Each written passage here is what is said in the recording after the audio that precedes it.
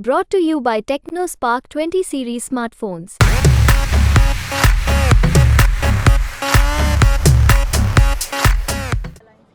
जी, मैंने वोट दिया है और मैं दिल्ली की और देश की जनता से निवेदन आह्वान करता हूं कि आप सब भी बाहर निकलकर वोट करें। और मुझे पूरा भरोसा है कि देश की जनता अब बहुत जागरूक हो गई है। वो देख रही है क्या सही है क्या गलत है। जो सही होगा, जो सत्य होगा, उसी के साथ जाएगी, उसको वोट देगी।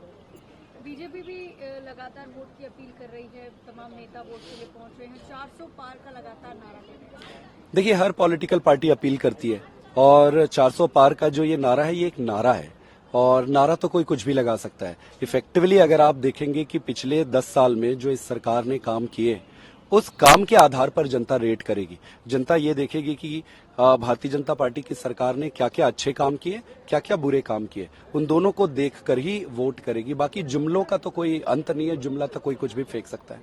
एलजी साहब भी कह रहे हैं कि आदत ही बना ली है आपने तो एक केजरीवाल साहब जिस हाल में रहना है बस रोते रहना। देखिए, एक पढ़े लिखे और जागरूक नागरिक होने के नाते भी मुझे ये लगता है कि इस सरकार ने जिस तरीके से संवैधानिक पदों का और संस्थाओं का दुरुपयोग किया है और डीवैल्यू किया है, तो एलजी साहब ने भी जिस तरीके से पुराने आपके कर्म होते हैं उससे आपका रिस्पेक्ट बनता है और बिगड़ता है।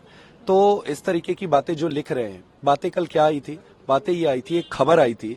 खबर के मुताबिक ये कहा गया था कि सो कॉल्ड कोर्ट कि वहां से ऑर्डर आया है ऊपर से कि भाई जहां आम आदमी पार्टी के वोट हो सकते हैं उसको स्लो डाउन करना है पुलिस से।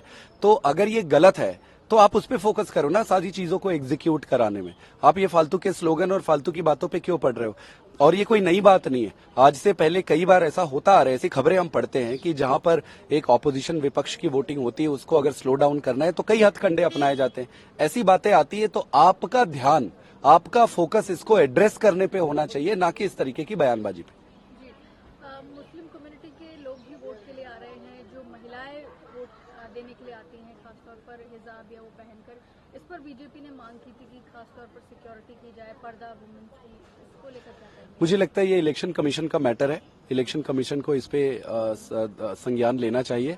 और रहा सवाल भारतीय जनता पार्टी का, तो भारतीय जनता पार्टी की पूरी राजनीति ही यही रही है। इसलिए मैं देश की जनता से यह आह्वान करता हूं कि आप सोच समझकर वोट दो, जो देश के हित में हो, जो स्कूल, हॉस्पिटल, गुड गवर्नेंस और देश को नंबर 1 लेके जाए, उन्हें ही वोट दो और बाकी सारे जुमले, फर्जी चीजों से दूर रहे। कांग्रेस लगातार कह रही है बीजेपी सत्ता में आती है तो आरक्षण को खत्म कर दिया जाएगा, संविधान को खतरा है, इस पर क्या कहेंगे? देखिए, अब आज का दिन पवित्र दिन है। आज के दिन में मैं ज्यादा कुछ कहना नहीं चाहूंगा।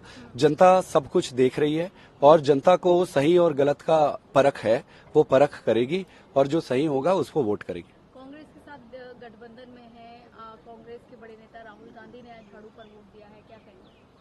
देखिए, सारे इस बार मिलके इसीलिए लड़े चुनाव क्योंकि देश को और संविधान को बचाना जरूरी हो गया था। कोई भी पॉलिटिकल पार्टी अपने सेल्फ इंटरेस्ट को देखकर यहाँ पर इंडिया अलायंस पे नहीं बनाई है। तो देश जब इम्पोर्टेंट हो जाता है, ऐसे समय पे आपके छोटे छोटे हितों को छोड़ना पड़ता है। हमने भी छोड़ा है, उन्होंने भी छोड़ा है और ये अच्छी बात है प्रजातंत्र में। अरविंद केजरीवाल जी को भी कैंपेन के लिए जो बेल मिली थी वो खत्म हो रही है, दोबारा जेल जाना पड़ेगा। हालांकि वो लोगों से ये भी कह रहे थे कि अगर आपने इंडिया अलायंस को वोट दिया तो मैं दोबारा जेल नहीं जाऊंगा। देखिए, वो देश के लिए जेल गए। अरविंद केजरीवाल जी जेल इसलिए गए क्योंकि उन्होंने इस देश की राजनीति को बदलने की हिम्मत करी। आज तक किसी बड़े नेता के प्रति इस तरीके से दुर्भावना कोई दूसरी पार्टी नहीं रखती थी। अरविंद केजरीवाल जी के प्रति इसलिए रखा क्योंकि वो व्यक्ति इस देश की गंदी और सड़ी गली राजनीति को बदलने की हिम्मत रखता था। तो उसको जेल में डाल दिए फ्रॉडुलेंट तरीके से। न्याय व्यवस्था है, न्यायपालिका है, उस पर भरोसा है और हमें पूरा भरोसा है कि वो बाहर आएंगे, सत्य की जीत होगी।